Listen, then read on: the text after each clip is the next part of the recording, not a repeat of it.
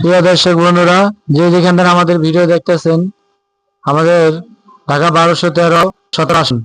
তো এখানে করাই বস্তি নামে এক বস্তি আছে। এই বস্তি বলে আপনার আগুন লাগছে, ভয়াবহ অবস্থা। গুলশানবাসীর মানুষরা দেখতেছেন, বনানীবাসীর মানুষরা আপনারা দেখতেছেন। তো আমাদের আগুন নিবানো ফায়ার সার্ভিস আসছে, কিন্তু আগুন নিভে পারতেছে না। তো আপনারা যারা আমাদের ভিডিও দেখতেছেন, ভিডিওটা আপনারা শেয়ার করে দেন মানুষের মাঝে। আর সরকারের কাছে অতি শীঘ্রই আমরা আবেদন করি, আরো ফায়ার সার্ভিস পাঠাও। আমাদের এখানে ভয়াবহ অবস্থা, আপনার আগুন নিভানো যাচ্ছে না।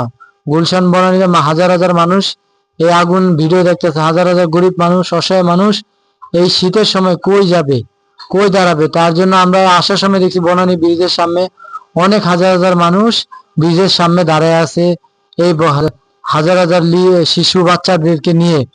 তো ভয়াবহ আগুন লাগছে, আগুন নিভানোর মতন কোনো ব্যবস্থা নাই। ফায়ার সার্ভিসও হার মানতেছে তারা, কেন আগুন নিভাইতে পারছে। একদিক দিয়ে আগুন নিভায়, আরেক দিয়ে আগুন ধাও ধাও করে আগুন জ্বলছে।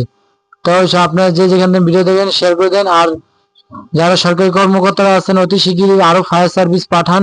আগুনে নিভানো না যায় পুরো বস্তি করাইল ঢাকা 1217 আসনে যে বস্তিটা আছে বনানীতে, এই বস্তিটা পুরো জ্বলে পুড়ে যাবে। এই করাইলবাসীর মানুষে কই যাবে এই শীতকাল রাতের ভিতরে। তা আপনারা ভিডিওটা দেখেন, শেয়ার করে দেন, লাইক করেন, কমেন্ট করেন।